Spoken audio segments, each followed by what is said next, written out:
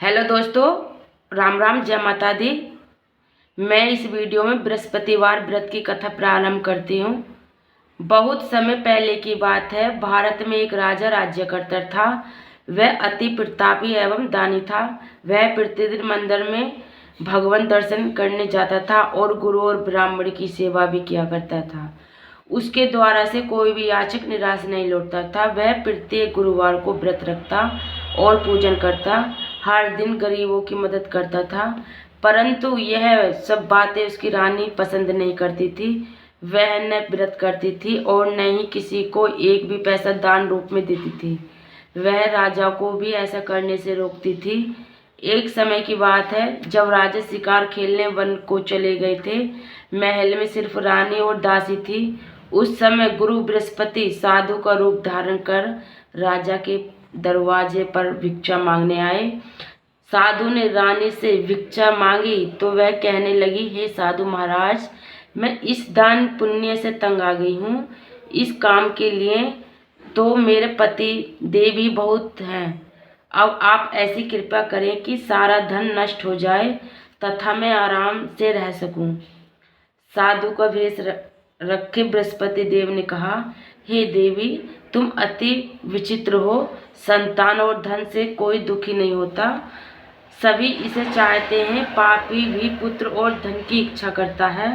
अगर तुम्हारे पास धन बहुत है तो भूखे मनुष्यों को भोजन कराओ, ब्राह्मणों को दान दो, प्याऊ लगवाओ, धर्मशालाएं बनवाओ, कुआं, तालाब, बावड़े, बाग बगीचे आदि बनवाओ तथा निर्धनों की कुंवारी कन्याओं को विवाह करवाओ, साथ ही यज्ञ आदि करवाओ। इस प्रकार के कर्मों से आपके कुल का एवं आपका नाम लोक परलोक में सिद्ध होगा एवं स्वर्ग की प्राप्ति होगी।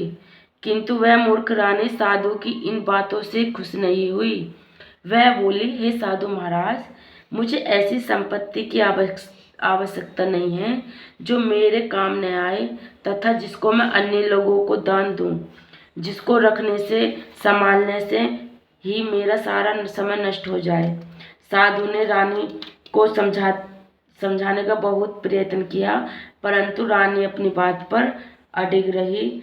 तब साधु ने कहा, हे देवी, यदि तुम्हारी ऐसी ही इच्छा है तो जैसा मैं तुम्हें बताता हूँ तुम वैसा ही करना। बृहस्पतिवार के दिन घर को गोबर से लीपना, अपने केसों को पीली मिट्टी से धोना, केसों को धोते समय स्नान करना।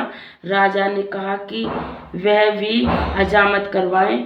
भोजन में मांस मंदिरा खाना, कपड़े धोबी के यहाँ धुलवाने डालना। इस तरह 7 बृहस्पतिवार निरंतर करने से तुम्हारा सब धन नष्ट हो जाएगा। ऐसा कहकर साधु रूपी बृहस्पति देव अंतर ध्यान हो गए। रानी ने साधु के कहे अनुसार ही 7 बृहस्पतिवार वैसा ही करने का विचार किया। साधु के बताए अनुसार करते हुए उसे केवल 3 बृहस्पतिवार ही बीते थे कि उसकी समस्त धन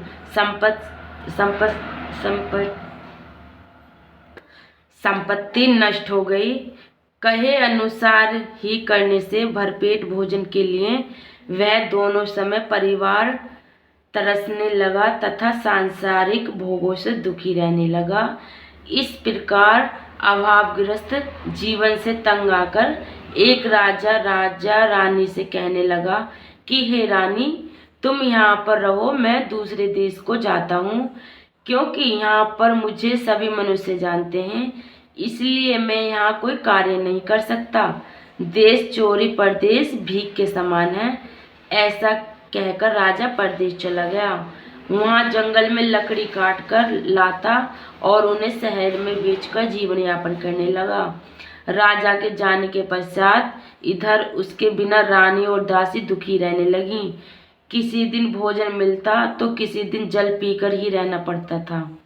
एक समय रानी और दासी को 7 दिन बिना भोजन के व्यतीत हो गए।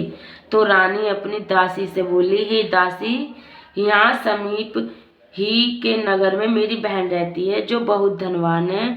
तू उसके पास जा और वहाँ से 5 सेर बेजर मांग कर ले आ। जिससे कुछ समय के लिए गुजर बसर हो जाएगी। दासी उसकी बहन के पास गई। बृहस्पतिवार का दिन था। रानी की बहन उस समय ध्यान मग्न होकर पूजा कर रही थी। दासी ने रानी की बहन से कहा, हे रानी, मुझे आपके पास आपकी बहन ने भेजा है, मुझे 5 सेर बेइज्जत दे दो। दासी ने अपनी बात अनेक प्रकार कही, परंतु रानी की बहन ने कोई उत्तर नहीं दिया, क्योंकि वह उस समय बृहस्पतिवार की कथा सुन रही थी। रानी की बहन से जब दासी को कोई अपेक्षित उत्तर नहीं मिला तो वह अति दुखी हुई और उसे क्रोध भी बहुत आया। लौटकर वह रानी से बोली, हे रानी, आपकी बहन बहुत धनी स्त्री है, परंतु वह अति घमंडी भी है। वह छोटे लोगों से बात भी नहीं करती। 5 सेर बेइज्जत देने के लिए मैंने उससे बहुत बार कहा, परंतु उसने कोई उत्तर नहीं दिया। इस प्रकार मुझे निराश एवं खाली हाथ लौटना पड़ा। रानी बोली, हे दासी, इसमें मेरी बहन का किसी प्रकार का कोई दोष नहीं है। जब बुरे दिन आते हैं तब कोई सहारा नहीं देता, अपने पराये हो जाते हैं। अच्छे बुरे का ज्ञान विपत्ति में ही होता है। जो ईश्वर की इच्छा होगी वही होगा। यह सब हमारे भाग्य का दोष है।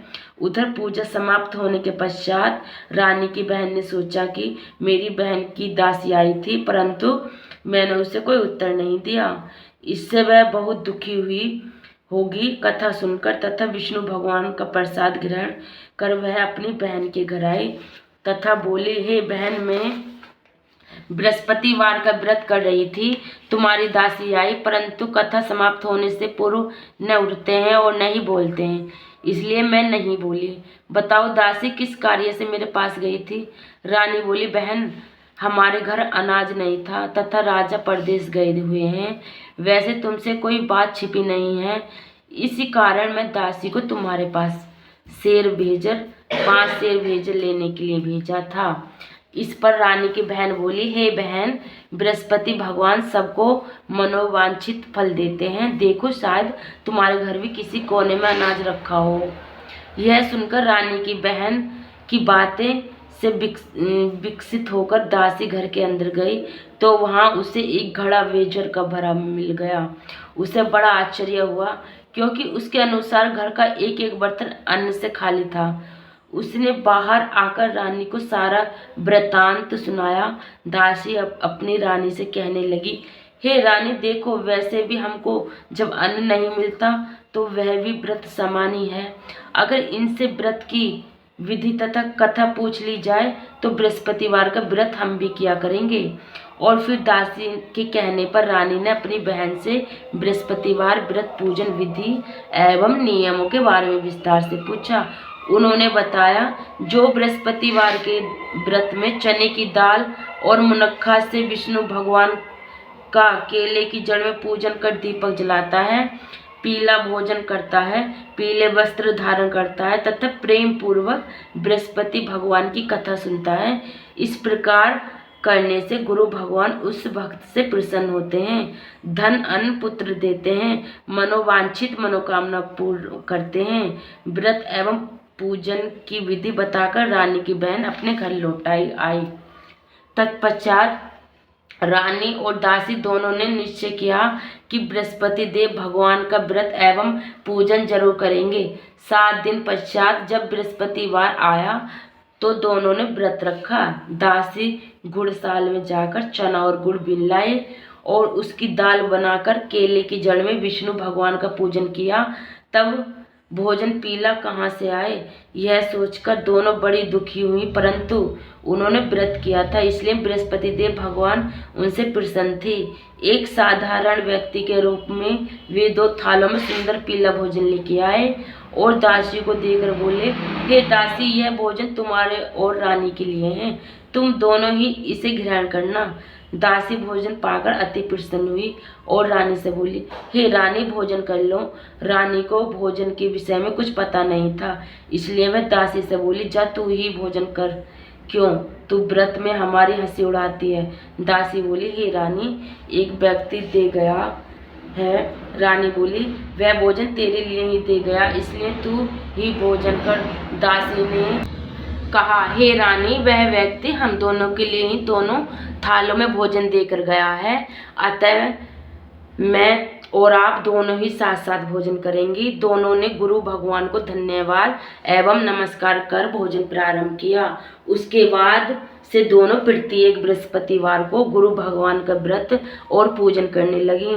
बृहस्पति भगवान की कृपा से उन दोनों की भोजन एवं धन की कमी दूर हो गई, परंतु रानी फिर पुनः पहली प्रकार से आलस्य करने लगी। तब दासी ने कहा, हे रानी, आप पहले भी इसी प्रकार आलस्य करती थी। आपको धन संभालने एवं दान देने में कष्ट होता था, इसी कारण सभी धन नष्ट हो गया और हमारी ऐसी दुर्दशा हो गई। अब गुरु भगवान की कृपा से धन मिला है तो आपको फिर आलस हो रहा है। बड़े कष्टों के बाद आपने यह धन पाया है, इसलिए आपको दान पुण्य करना चाहिए। भूखे मनुष्य को भोजन कराओ, ब्राह्मणों को दान दो, प्याऊ लगवाओ, कुआं तालाब बावड़ी आदि का निर्माण करवाओ, कुंवारी कन्याओं का विवाह करवाओ, मंदिर पाठशाला बनवाकर दान दो, धन को शुभ कार्यों में खर्च करो, जिससे आपके कुल का सम्मान बढ़े तथा आपको स्वर्ग प्राप्त हो, आपके पितृ प्रसन्न हो। दासी की बात मानकर रानी ने इसी प्रकार के सदकर्म करने का प्रारंभ किए। इसी प्रकार करने से उसका काफी यश फैलने लगा। कुछ दिनों के बाद एक दिन रानी और दासी आपस में विचार करने लगी कि न जाने राजा किस दिशा में होंगी। उनकी कोई खोज खबर नहीं है। रानी राजा की कोई खबर न पाकर उदास रहने लगी। गुरु भगवान से उन्होंने प्रार्थना की, हे भगवान ने रात्रि में राजा को स्वप्न में दर्शन देकर कहा, हे राजा उठ, तेरी रानी तुझको याद करती है, तब अपने देश लौट जा। राजा प्रातःकाल उठा। वह सोचने लगा कि मैं किस प्रकार रानी के पास खाली हाथ जाऊंगा। मेरे पास तो कुछ भी नहीं है। स्त्री जाति खाने और पहनने की ही साथी होती है, पर प्रभु की आज्ञा मानकर वह अपने नगर चलने को तैयार हुआ। परदेश में राजा बहुत दुखी रहने लगा। प्रतिदिन जंगल से लकड़ी बीन कर लाता और उसे शहर में बेचकर अपने दुखी जीवन को बड़ी कठिनाई से व्यतीत करता था। एक दिन राजा दुखी होकर अपने पुराने दिनों को याद करके रोने लगा। उस जंगल में बृहस्पति देव एक साधु का रूप धारण करके आए और राजा से बोले, हे लकड़हारे, तुम इस व्यवान जंगल में किस चिंता में बैठे हो, मुझे बतलाओ। यह सुनकर राजा की आंखों में आंसू भर आए और वह साधु को प्रणाम करने बोला, हे प्रभु, आप सब कुछ जानने वाले हो। इतना कहकर राजा ने साधु को अपनी समस्त कथा सुना दी। तब साधु के रूप में गुरु भगवान राजा से बोले, हे राजन, तुम्हारी पत्नी ने बृहस्पतिवार के दिन बृहस्पति देव का अपमान किया था, जिसके कारण तुम्हारी यह दुर्दशा हुई है। अब तुम किसी प्रकार की चिंता मत करो, भगवान तुम्हें पहले से अधिक धन प्रदान करेंगे। देखो, तुम्हारी पत्नी ने बृहस्पतिवार का व्रत प्रारंभ कर दिया है। अब तुम भी बृहस्पतिवार का व्रत करके चने की दाल व गुड़ जल के लोटे में डालकर केले का पूजन करो, फिर कथा कहो या सुनो। भगवान तुम्हारी सभी इच्छाओं की पूर्ति करेंगी। साधु के वचन सुनकर राजा बोला, हे प्रभु, मुझे लकड़ी बेचने के पश्चात इतना पैसा भी नहीं बचता कि भोजन करने के उपरांत कुछ भी बचा सकूं। मैं रात्रि में अपनी रानी को व्याकुल एवं व्यतीत देखा है। मेरे पास कोई साधन नहीं है जिससे उसका समाचार भी जान सकूं। इसके अतिरिक्त मैं बृहस्पति देव की कथा भी नहीं जानता हूं, जिससे कह या सुनकर मैं व्रत धारण कर भगवान बृहस्पति देव का पूजन कर सकूं। साधु ने कहा, हे राजा, तुम किसी बात की चिंता न करो। बृहस्पतिवार के दिन तुम नित्य की भांति लड़कियां लेकर शहर में जाओ। तुम्हें रोज से 2 गुना धन प्राप्त होगा, जिससे तुम भली भांति भोजन कर लोगों तथा गुड़ एवं चने का प्रसाद खरीदकर बृहस्पति देव की पूजा भी कर सकते हो।